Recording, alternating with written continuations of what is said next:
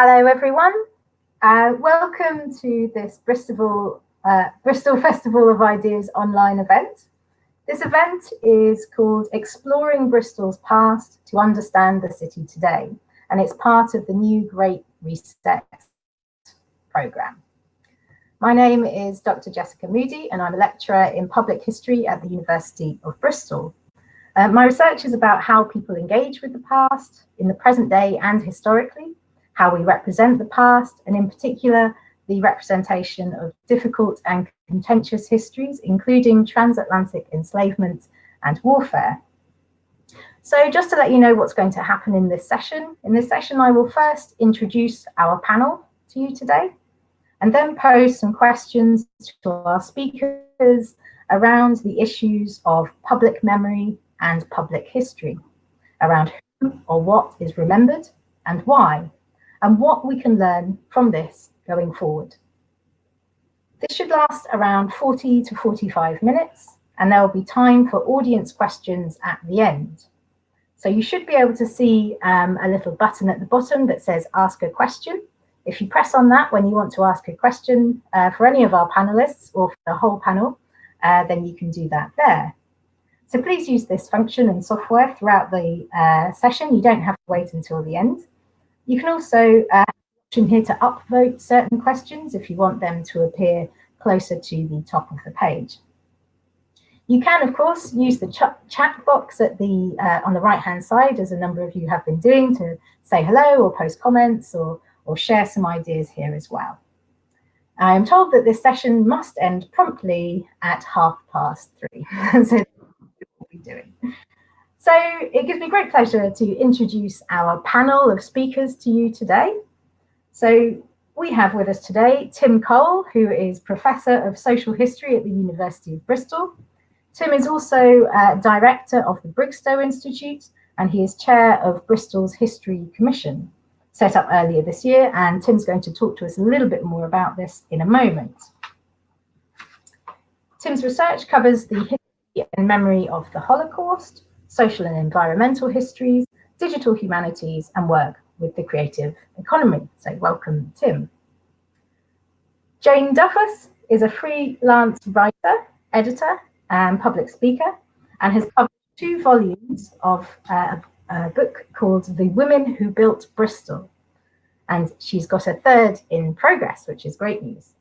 Jane is also a member of charity Bristol Women's Voice and established the award-winning all-female Frock Comedy Project. Welcome, Jane. Tom Sobers is Associate Professor of Cultural Interdisciplinary Practice at the University of the West of England. He is a filmmaker, photographer, and writer, and has worked on various topics, including community music, creative education, the transatlantic slave trade, disability in walking, and Rastafari culture. He co-founded the Firstborn Creatives production company with Rob Mitchell in 1999, and is also a member of the History Commission. We are supposed to be joined also by Sundar Katwala, who has disappeared from my screen at the moment of speaking, but I'll introduce him anyway, just in case he comes along. So Sundar is the director of British Future, an independent think tank which aims to advance the education of the public in the subjects of equality, diversity, human rights, racial and cultural harmony, citizenship, and social inclusion. Sundar has also worked as a journalist and has been involved in projects around the First World War centenary. And if we do get Sundar back, he will be on audio only, just to let you know. So let's start the discussion then. So what I'd like to do is start by posing a question to our panelists about what is remembered in our cities, what is not remembered, and what this means. So what do we currently remember? What is forgotten in our cities, and why does this matter?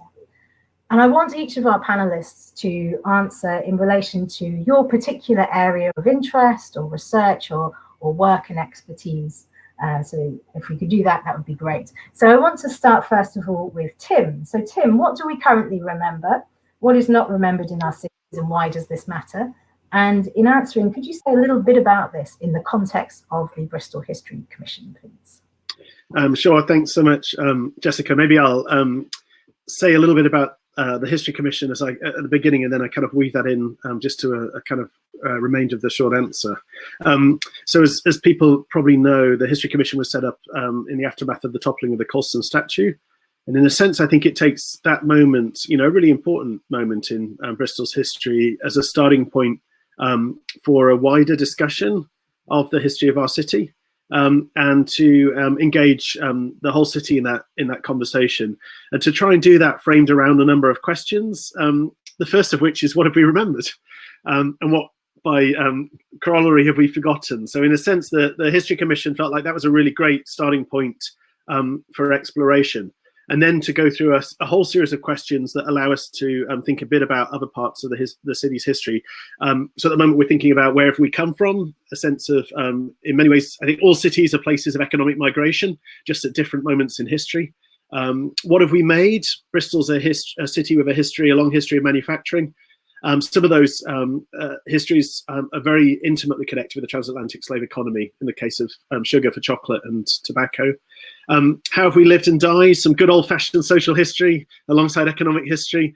The things about slum clearances in the city, and the more contemporary history of gentrification in the city are really important questions, I think, to think about in a city context.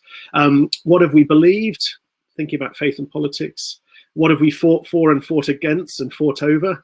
Because I think cities are places where you do get, especially a city like Bristol, really campaigning movements, but also moments of tension. Say, for example, over the abolition debate, that Bristol was a very much divided city over the abolition debate. And then to come full circle and ask the question, well, what do we want to remember now? So we took this question, what have we remembered, very much as the starting point. Maybe I could just say two really quick things about that.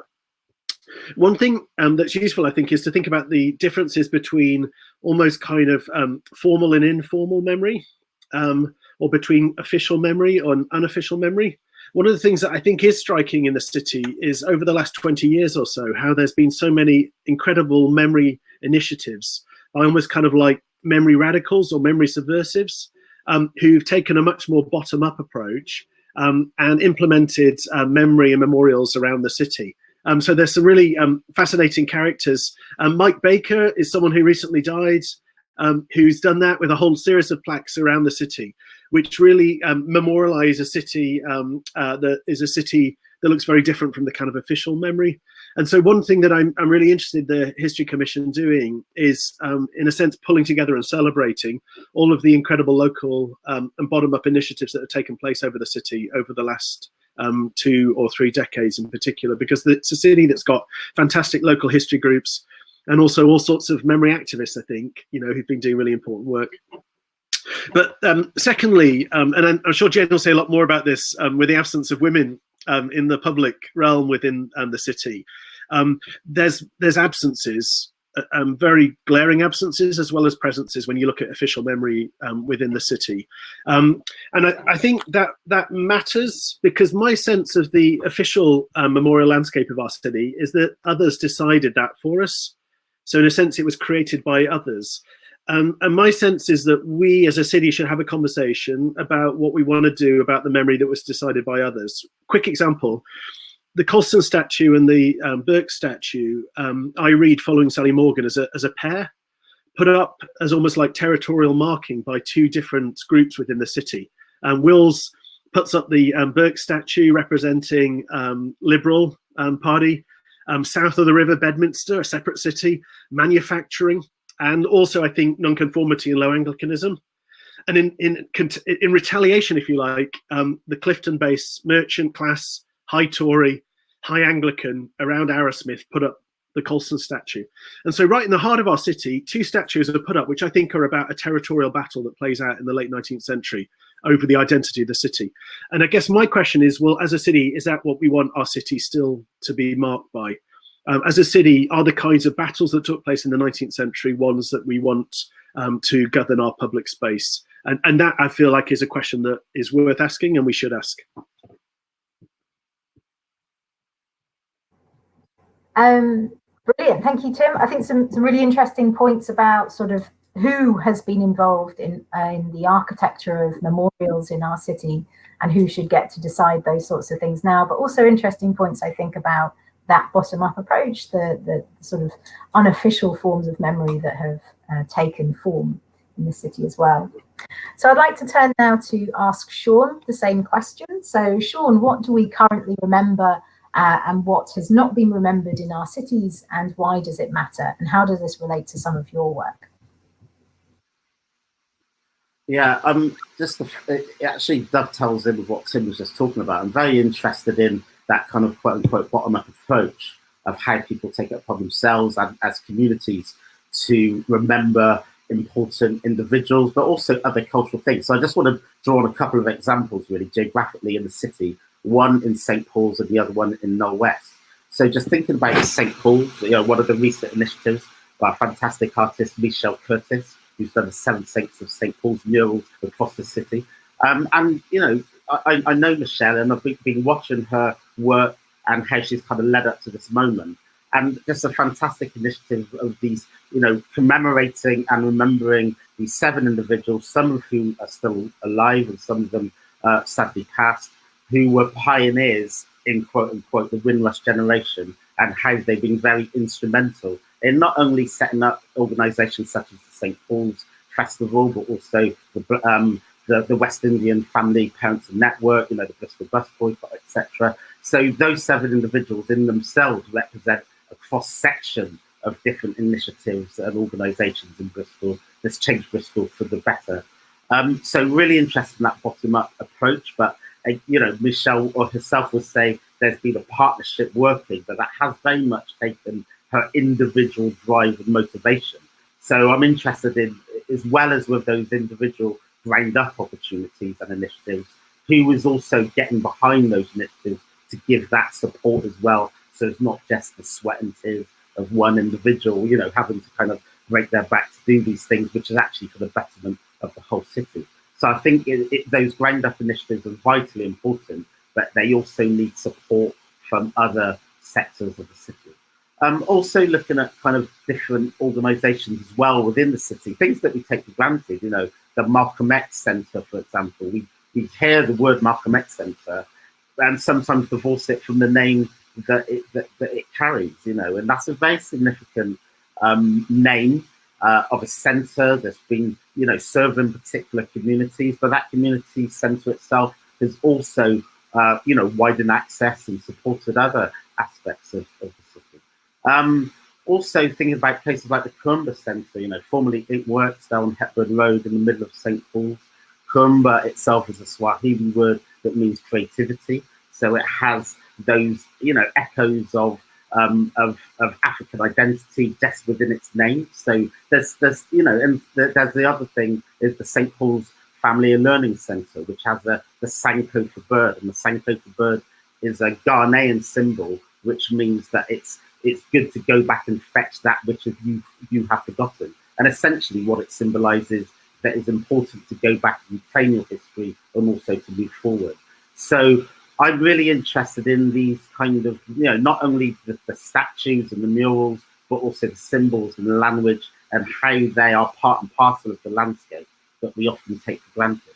I just want to quickly mention one initiative in Knoll West that was spearheaded by Knoll West Media Centre. They did a fantastic project called the University of Local Knowledge a few years ago, which was working with local people. And it was about, a university is this holder of knowledge, of information, of wisdom, and what does that look like on an individual basis, on a domestic basis, not only from a discourse situation. So they had people that were talking about how they worked with their father and their grandfather fixing motorbike engines on the kitchen table, on a Saturday morning, and these kind of things. And, agriculture, crafts, and a whole range of knowledge. When you tap into people's individual stories and actually bring it to the surface, and then you get a whole range of knowledges. So for me, it's about asking questions and asking questions that we take for granted and never taking anything for granted, because everyone in the city has a narrative, an ethnicity, a background, and a way that we brought us to this place now. So for me, it's about asking the questions, listening and taking those answers seriously and actually treating them on equal value. Brilliant. Thank you, Sean. I think you've added some more forms for us to think about as well in terms of artwork and murals as public memory, but also thinking about things like language and naming that have such sort of power in making connections. And I think you're right to ask, for us to be asking those questions about who's involved and who's represented as well. Jane, if we can pass to you now. So I'll pose the same question. What do we currently remember and what is not remembered in our cities? And how does that connect to some of your work and research? Okay, well, I'm not going to shock anyone by taking the women's history angle on this. But we do typically, we remember men more than women because until only probably the last couple of decades, history and local history has kind of been mostly written by men. It seems to have been like history books largely, obviously there were some women who've written history books, but on the whole they seem to have been written by men. Local history seems to have been a hobby for maybe retired older gentlemen. Obviously I am making broad generalizations here, but people typically write and research about what they know, and so I am in relative terms a younger woman, and so I have researched women of all ages actually, but I've also tried to include lots of younger women because I think it's important to know that women did stuff regardless of age and also regardless of background. So in my books, for instance, I've tried to focus not just on wealthier women who've had education and the privilege of learning how to read and write, and therefore their diaries and letters have been kept, but also on working class women who may not have had that, and so they haven't been recorded in obvious places. Their stories aren't as easy to find. I think that's important. But we can, as Tim said when he was talking about the architecture of memorial, which I thought was really interesting, we can only remember what we're shown. So if we're only shown in museums and history books a certain type of history, that's an edited version of history. We can only see what that book author or that museum curator has chosen to see us. And for instance, if you look at the Bristol museums, if you go on the archives online, there's tons and tons of really interesting stuff in there. And obviously I appreciate they've only got a certain amount of space and they have to be very limited in what they choose. But history isn't really ours to edit. And so how do people, I'm interested to know how people make those choices. And obviously I don't want to be critical of the museums. They do great jobs. They're really interesting places. And I urge everyone when we're allowed to go to them. But for instance, even at the M Shed, I remember going to the M Shed when it newly opened, and they had quite an interesting display about the suffrage movement in Bristol, which is obviously something I'm interested in.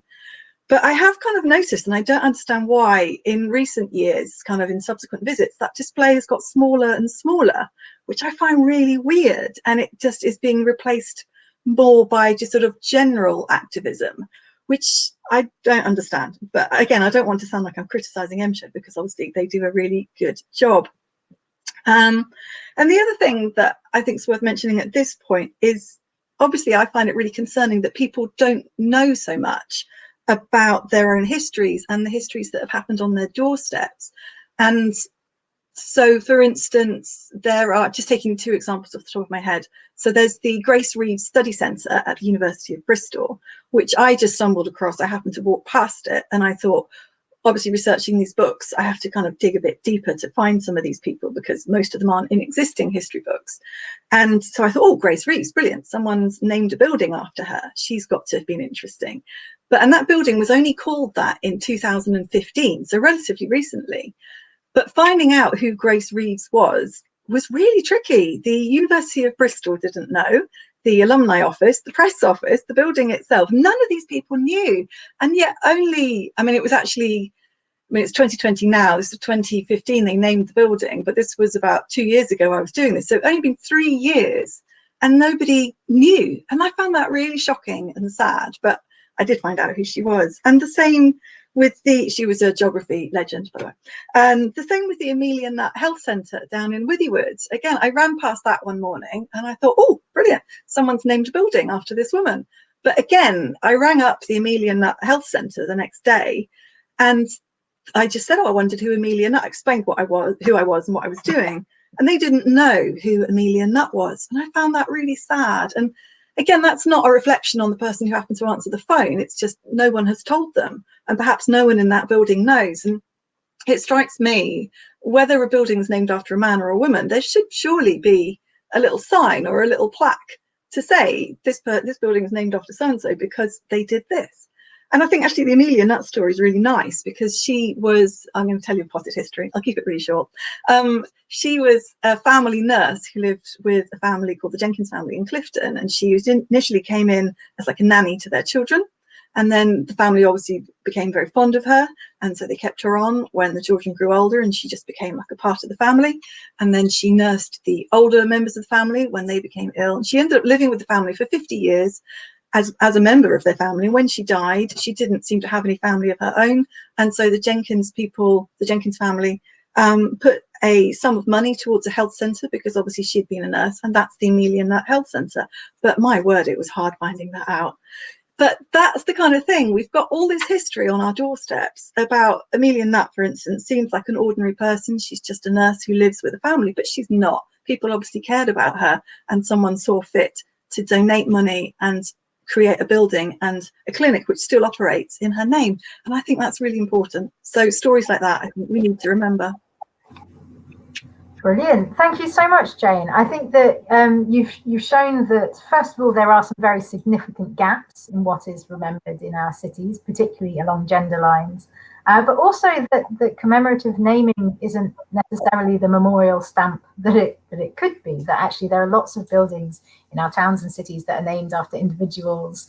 And as you clearly evidenced there, that a lot of people still don't know who they are. So I guess the question is, well, why? What are we doing within that? Is there an extent to which some of the memorial forms in our landscapes have become sort of empty tombstones in a way, that we just walk past them and don't know them? And what kind of function are they performing in our societies? Thank you very much for answers to that question. Do we have Sundar at all? Has he come back? Yes. Oh, excellent. Okay. I posed the same question. Hi. I posed the same question to you, Sundar. What do we currently remember and what is not remembered? And how does this question relate to the work of perhaps your think tank or other work that you've done? Well, I think it's great that Bristol's having this conversation about what happens next in Bristol. We're having a national conversation about our contested history that has been led now by what's happened in Bristol, by what the energy in Bristol for an overdue debate that we needed to have, but also I think some of the failures in Bristol for that to make that debate happen in a constructive way that worked for people and allowed the city to come to terms with what it was doing. So the whole country is going to have to answer these questions. I think other cities are doing something very similar now. The questions that Tim was posing for the Commission are exactly right. If you want to know who are we, you want to say, how did we become us? And what are the different stories and different perspectives on how we became us? And what does that mean for new people who join Bristol, as well as for people who've been there generations? It's also a very polarising and controversial debate, of course. Now, in the work British Future has done, we work on issues of identity, issues of race, issues of integration that people do find polarising and divisive. And we try to look at how we can have difficult, challenging conversations in a way that strengthens our common ground. And the debate about who we are and our history and identity locally and nationally is exactly a debate that can do that, but not in the way we're currently having it. It's probably increasing a sense of frustration and polarization. People who haven't been heard for a long time have an opportunity to be heard, but that's quite a polarizing debate. So I think what we need to do in these debates, and Bristol's example, I think, will be listened to. There are going to be processes in London, in Edinburgh. I would have thought all major cities need to go through this process, is fill in some of the gaps about what's missing, about why we're doing this. What are the principles? If someone says, take that statue down, I don't like it, or leave it up, it really matters to me. What's that conversation about? What is the civic leadership trying to do. I think we're trying to increase the public understanding of how the city became the city it is, how the country became the country it is. To be honest, and that what Jane was just saying about amnesia is very important. People are in no way equipped to make decisions about what to put up and what to take down, because we know our history is very important, that we want to cherish it. We actually want to pass it on to future generations, but we don't know any of the things that we want to pass on yet. And so having a conversation about what we wish we knew, what we've half forgotten, what we've remembered, what we want our children to know, and how that recognises all of us, that's a really big opportunity. We did quite a lot of work about the First World War centenary at British Future, and that was an opportunity that worked actually in quite polarising times. I think it made the history of this country, those world wars, more inclusive. The armies that fought the world wars, they look more like the Britain of 2020 than the Britain of 1918 or the Britain of 1940, but that isn't the image and impression we've had. Actually, that got stronger in a way that took everybody with us. But right at the start, we found out that people knew absolutely nothing about the First World War, other than that it was an incredibly important foundational moment because it was one of the world wars. They couldn't unpick it from the Second World War. They didn't know anything. And so I think starting with what people don't know that they wish they knew can help you to, maybe the question is, what would a Bristol curriculum look like in the schools? What should every 11-year-old in Bristol know about the city? If you could work that out, it'd be a great thing to say, we've decided this for the 11-year-olds. We think it might be a good idea for the adults as well. And people wouldn't know the things they want children to know about Bristol. So I think there's a real opportunity, but it relies on having forums where different voices can be heard. I think one of the things that happened in Bristol over the last 10 or 15 years, a lot of debate, I think, in 2007 about race and empire and slavery, and then a sort of frustrating debate about how to make that happen, is that different people having different debates in different places. The Festival Ideas were put on these debates, university would put on these debates, and there'd be a pressure for inclusion. And then a completely different group of people were having another conversation below the line on the Bristol Post website. And different people were having other conversations in the south of the city, in the east of the city, in the west of the city. And nobody got hold of that and put some of those people in the same room to listen, to get to say their piece, and to listen to the other piece as well, and to work out whether that is a culture war and a conflict where somebody's got to win or somebody's got to lose, or whether you can do something with that story of Burke or that story of Colston that changes it now because somebody wanted to tell a story in the 1890s and we want to tell a different story in the 2020s, but gives everybody a voice in what happens. And so how do these discourses start practice? And this is why the bottom up, I think, is a real strength of Bristol, but the bottom up isn't enough because people want recognition actually at the apex of power in the politics and the economics and the culture of the city. They want their contribution to be written into the story for everybody. So that Britain's story, Bristol's story includes all of our stories, not just those who are powerful at a foundational moment. The last thing I just want to say is I want to have a bit of moderation about how much to take down. I think the case against Colston was powerful and well made and overdue because he dominated the city and people knew who he was and knew why he was being recognised in a way they'd forgotten who all these other statues are. And that was important. But a debate about what to remove is inherently polarising and is crowding out a lot of the energy about what else we should recognise. So I think there's a case for saying past generations have written their own stories. We can't abide by all of their choices, but we will tend to do so. I think you should leave Burke up.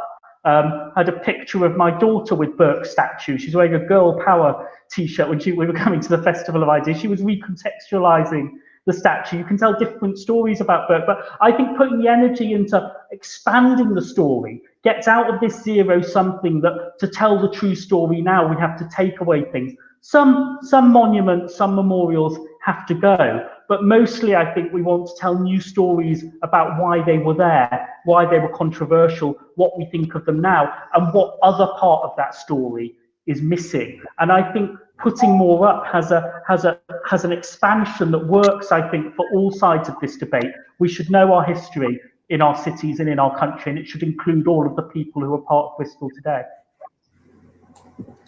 Wonderful. Thank you very much, Sunda. I think you've brought into the discussion important issues around identity, around kind of what the meaning is of this, why it matters, as well as some of the more sort of contentious points of disagreement as well towards the end.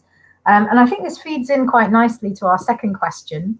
So I want to pose this question to the panel, and this is maybe taking the Sankofa birds that Sean talked about as a sort of leaping off point, because the bird faces backwards, but it moves forwards as well.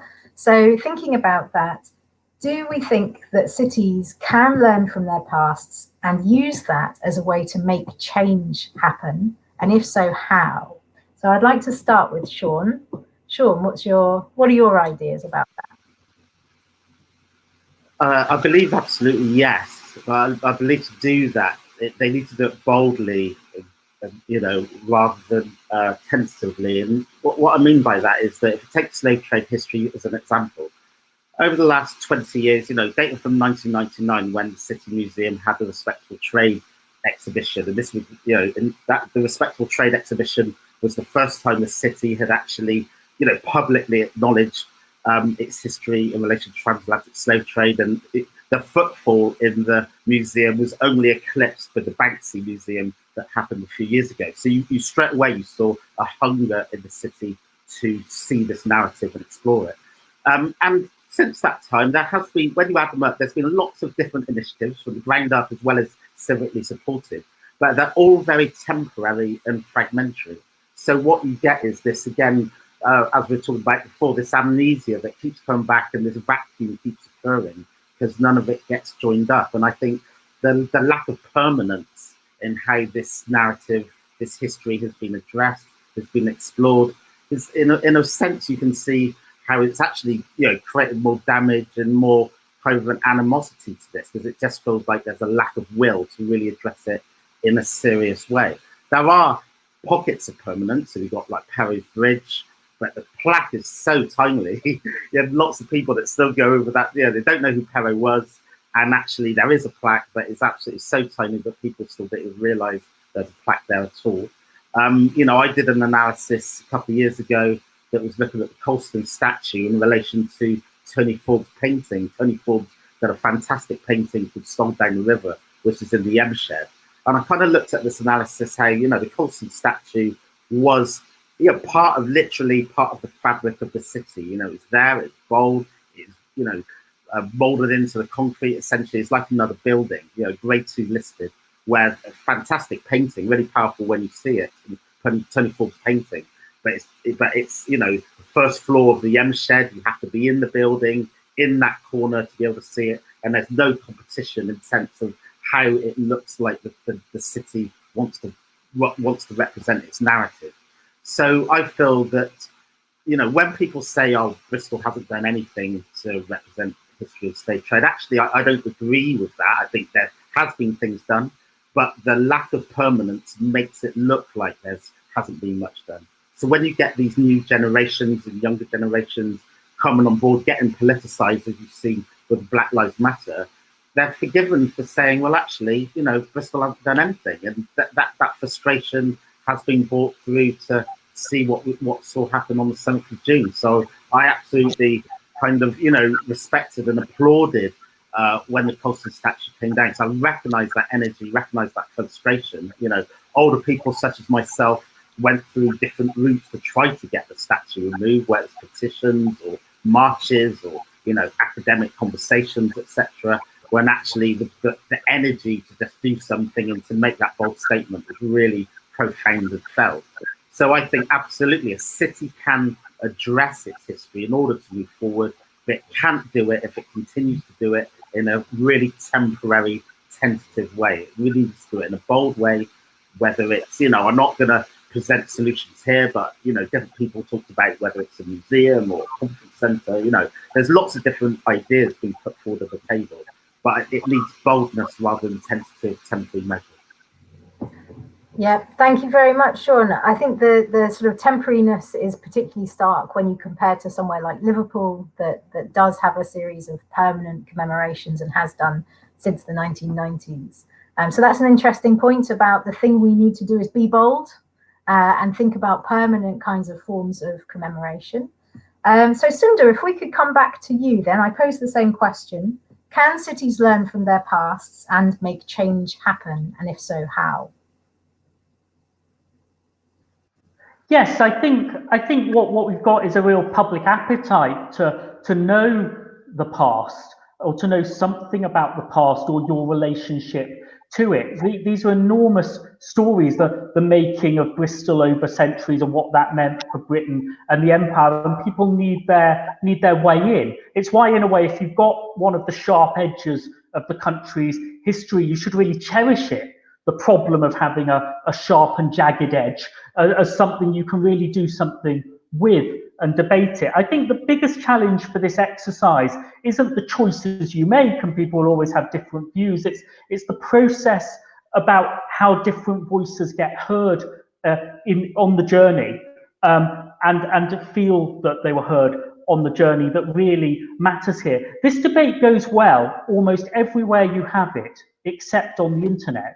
And 85% of this debate takes place on the internet, where a very narrow group of people are already engaged in a sort of culture war battle about what their opponents in this debate are really about, erasing history, celebrating slavery. And everybody else thinks both sides have got sort of a quarter of a point, half a point, most of a point some of the time, but that they don't even know what this argument is about.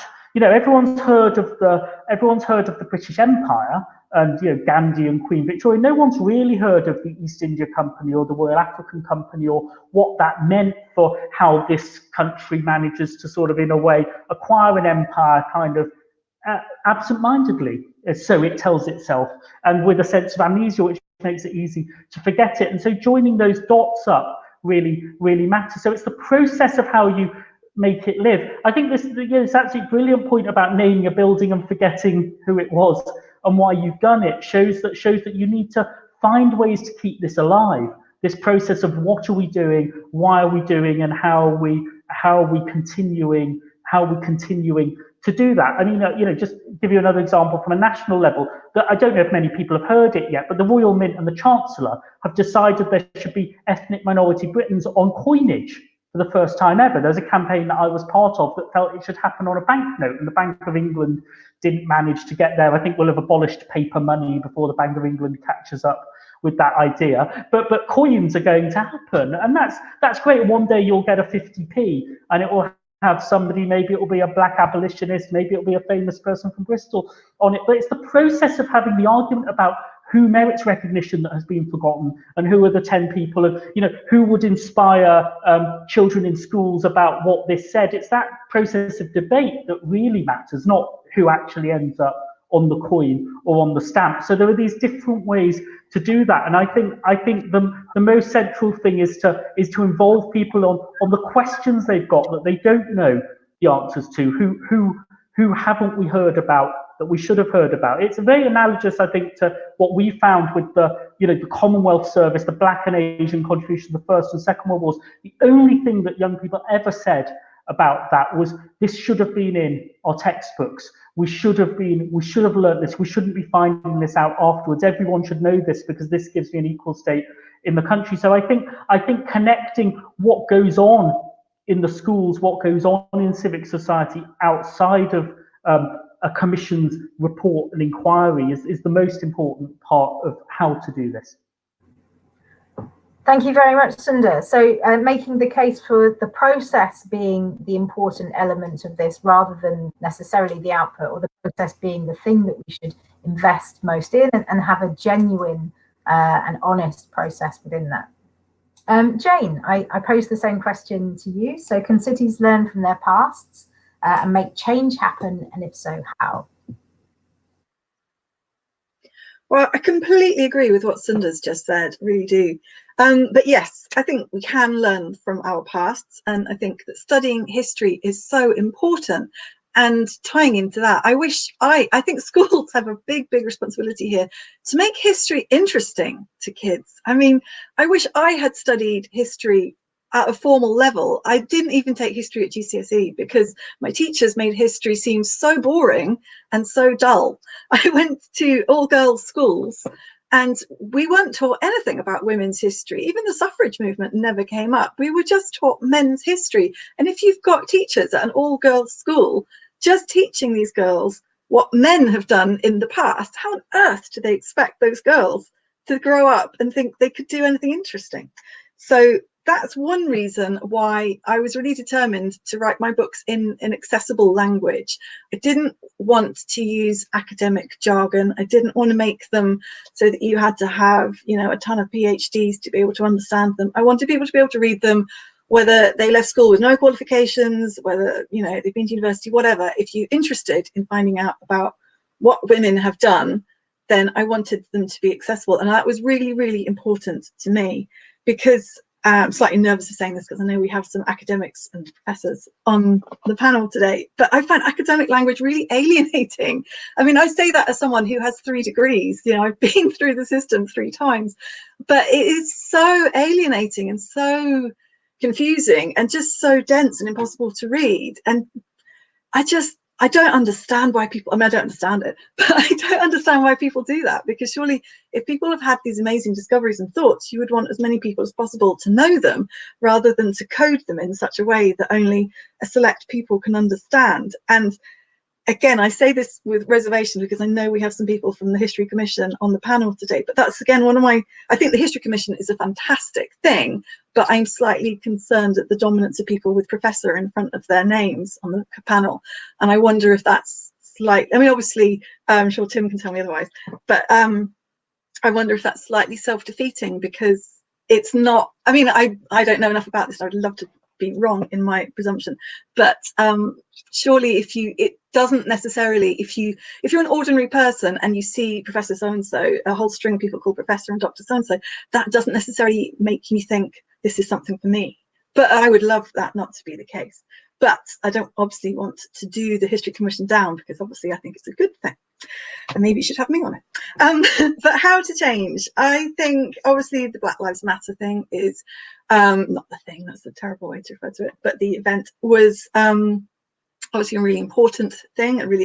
I think what was really one of the things that was really striking about that, obviously there are many striking things, was that it really showed the anger and frustration of real people against the privileged elite who run our city and our government, and just it's so out of touch. They don't know what people think and how they feel. And I think that was one way to really, really show it. And I hope that if anything comes out of this, that our leaders will learn to maybe eat a bit of humble pie and actually listen to real people and not just to their privileged little bubble. But regarding women, my books are obviously trying to demonstrate that women have always existed in Bristol, and they've always existed in every walk of life. They're not just wives and daughters and footnotes, but that they did stuff as individuals alongside men. And I think it was Sunda who was saying about just having a short, or maybe it was Sean, sorry, like a very edited version of history. And again, there's the same 3 names of women who come up again and again, who are Annie Kenney, Mary Carpenter and Hannah More. And of course, those are all important and interesting women. But if you're only told those same 3 names over and over again, then it just becomes easy for teachers to wheel out those 3 names and say, those are the 3 women from Bristol who did stuff. Now we're on to the men, or we're on to other stuff. And there's tons and tons more. And often women's achievements have been credited to men, such as the photographer Sarah Bright, who took the first ever photographs. The oldest surviving photographs ever of anything were taken by a Bristolian woman called Sarah Bright. But that was only recently discovered a couple of years ago that they were by her. Previously, they were credited to a man. And there's tons of examples of this that have been unearthed. So that's something that needs to come up. And again, this goes back to schools. I think schools have a really big role to play in making history interesting, making it relevant to the children that they're speaking to, whether they're boys, girls, where they're from, account of their background. I think all these things need to be taken into account. And I hope that's something that can happen.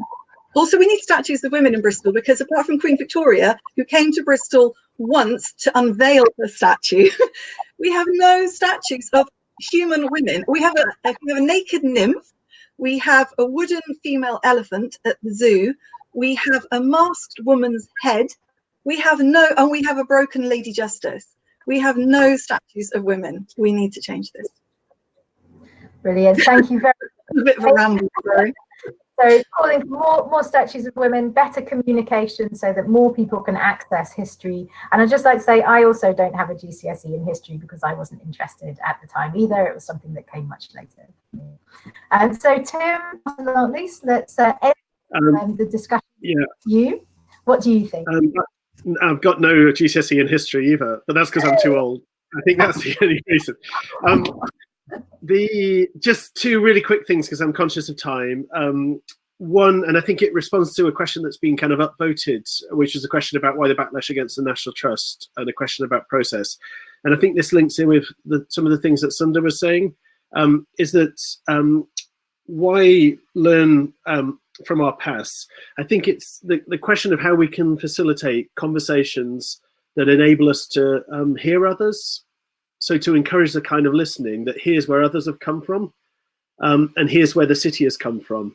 And so I think that's one thing that's the challenge for me in the work of the History Commission, is really to think creatively about the ways in which we don't just disappear into digital echo chambers, but we have deep listening across the city where we kind of hear the subjective responses of people to something like, say, the Colston Statue, for whom the toppling was the greatest thing that's happened in the city this century. For some, it was the greatest disaster that's happened this century. And it's about how do we create spaces where we can hear that and try and understand that and get a sense of where we're coming from, and to learn from that, because we are who we are, aren't we? We are who we've come from, where we've come from as a city and as a group of individuals.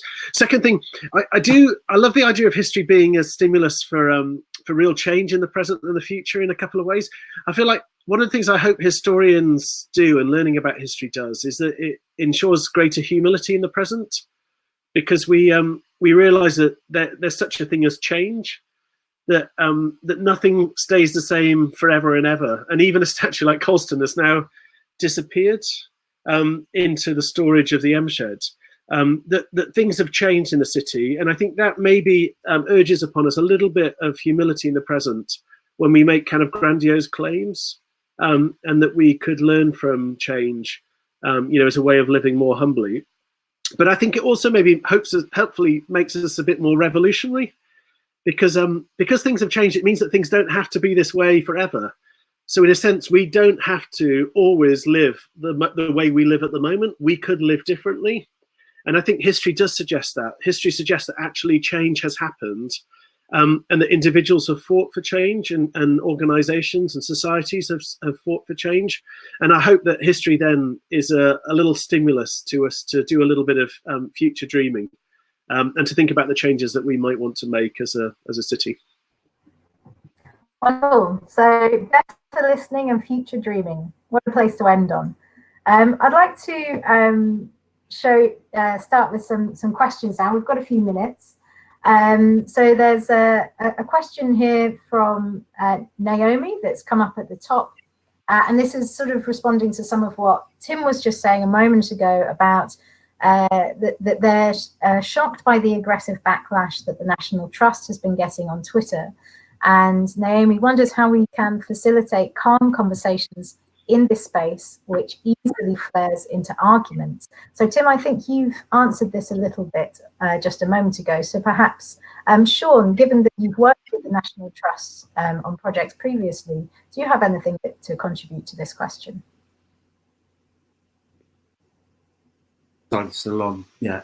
So, yeah, my thoughts around this, I've been thinking a lot around this, the Twitter sphere and the noise that happens. And, one of my things and how I work, I use creative media, video, photography, and other kind of platforms to engage with history. And very much, the work I did with National Trust was also looking at this. So we were looking at multiple voice and multiple perspectives. Previously to my research with the National Trust, which was looking at how the slave trade did, fund different National Trust properties. Previous to that project, myself and Rob Mitchell, through Firstborn Creators, we had made television documentaries essentially, and a whole range of different other sort of media as well as books that looked at that history. But when we worked with the National Trust, and we were working with older people, young people, local residents, it was very much a participatory project that worked with their properties. We were interested in this multiple voice. So what we ended up producing was this kind of interactive kind of unit, which, you could click on it, a video pop up, then a bit of audio, then a longer text, which might be academic. So it's very much looking at that multiple voice perspective. And this is continually how I think about this history today. That is not just, an academic standing there giving off a load of dates and facts. It's also about the legacy, how it makes us feel in the city, and how young people respond to it, how there might be people in the city that actually don't agree with the slave trade, but they also might not agree with how the Colston Statue was taken down. So we have to engage in dialogue across these different divides. So for me, using creative practice, creativity to actually explore dialogue, to encourage discourse, to encourage reasonable, and not everyone has to agree. And I think, the question earlier about what have we forgotten, I think as society, we've kind of forgotten how to amicably disagree with each other, because we become so entrenched in our kind of opinions that, if you try to engage a dialogue with someone on Twitter, for example, you get accused of trolling and all that. Now, I'm not saying trolling isn't a thing, absolutely there is a very aggressive trolling, but when you actually want to engage someone in a dialogue, you kind of have to really couch it to say, this is sincerely meant and I'm really interested in your opinion, but it's not always taken as that. So for me, my PhD was around community media and community dialogue and participatory practice. So I'm really interested in how you can create these safe spaces to create dialogue, to create conversation, and how to amicably disagree, but to actively listen with each other. I was at a session the other day, and where this idea of a listener in residence was kind of couched, rather than speaker in residence, artist in residence, or even a keynote speaker, it was a keynote listener. And I'm really interested in that notion of really actively listening, and not just listening to respond, but listening for the sake of listening, and then having a facilitated dialogue around that. So that's very much my agenda, really. And I'm not saying I have all the answers, but my role in History Commission is absolutely to try to facilitate conversation around these different kind of divides, if you like. Brilliant, thank you, Sean. So again, making the case for better listening. I love the idea of a listener in residence, and it's such an important skill. Jane, I wondered if you had anything to add to that question. Have you ever had any kind of similarly vociferous, emotional, aggressive responses to your work, trying to bring women into the... You'd think there wouldn't be, really, but have you had similar experiences? Yes, many many examples. As a woman with an opinion on anything, you are guaranteed to have many men and some women come forward and tell you exactly how awful you are, how wrong you are, to mansplain to you how wrong you are on everything. One of my favorite examples, I used to run an all-female comedy club in Bristol for 7 years called What the Frock, and the whole point that was set up was to showcase the very fact that most comedy clubs, not just in Bristol, but all around the country, on a typical Friday night, only 8% of the acts booked at any club on a Friday night are women. And sadly, I mean, obviously not at the moment, but sadly that remains the case right now. In fact, that went down. But I used to, in Bristol, there were a small handful of men who were so angered. I mean, this was a club, anyone could come in the audience, but it was just women performers. And there were a small handful of men who were so angered at this that they lobbied the council about how this was sexist. They went to a great deal of trouble because they were so upset that they couldn't perform at this one comedy night once a month. It was extraordinary. And this used to go on. I used to get extraordinary comments online. Just the way people behave online, it's just awful. But I don't think anyone in any history of time ever has or will have their opinion changed based on something that they read on Twitter or Facebook. That's never going to happen. People of a certain mindset who are argumentative and unpleasant, they're not willing to have their minds changed, first of all, and they're certainly not going to go searching for search terms that they know will find people who they can incite an argument with, and they're certainly not going to be willing to change their minds or engage pleasantly. And so I just don't bother anymore. I just post pictures of my dog. I'm interested in this. You're welcome to be here. Great. I wondered if there's a question here, and I think we may only have time for maybe this one. I know, Tim, you appear to be going through and answering all the questions already. So there's a question here about guilt. And so I think this comes back to some of the things we talked about the way that people connect to the past through a sense of self, a sense of identity, an emotional connection. And I wondered, Sundar, whether there's anything from your work with the think tank that has considered questions of guilt. So the question is, does guilt about the past and an uncertainty of the now mean people don't feel equipped to have a debate about what we celebrate and what we take down? Do you have any thoughts on that, Sundar? Yes, it's a very emotional debate, and people feel very personally involved in what we now say about things that happened 200 years ago on all sides of these debates. And so I think the way I find the guilt debate, guilt, pride, shame, unhelpful, really, because it's part of this confusion about what we're trying to say. People say, well, I wasn't responsible. Well, you weren't responsible, but we are connected. So I think if we can get the foundations right of what we're trying to do, you unlock a way past this. We're all products of this history. My parents came from Ireland and India, so I've got a bit of a stake in, post-imperial Britain, and they came to work for the NHS. We're all products of it. Your parents could have been here for 10 generations. You're part of this history. None of us are personally responsible for it, but we're responsible for how we live with it now, what we choose to do with it, which stories we listen to, how we have a conversation about it. And if you can get that right, I think you let these sort of warring tribes on Twitter, shout at each other, but unlock the much broader group that wants to say, how can we do it? People don't feel they're going to be emotionally invested. I don't should I apologise to myself about the British Empire if I'm English and British of Indian and Irish heritage? But this is why we are who we are, and we've got to work out what to do with that now in this century we live in. And so I think guilt is part of what people feel, but I think it can be a blockage to the debates that we need to have. Thank you very much, Sundar. So I think we're coming to the end of our session. So I think that we may need to leave questions there. I see that, yes, as I say, Tim has gone through and added some points, and so have a few other people. Thank you so much for your engagement with that. I just have to give you a reminder that there are other Great Reset events this week, and there will be more next year, so 2021, to look forward to. So I think there's a link at the bottom of the page somewhere. And someone's put it in the chat. Fantastic. So have a look at the other Festival of Ideas events that are on the website and the Crowdcast page for details.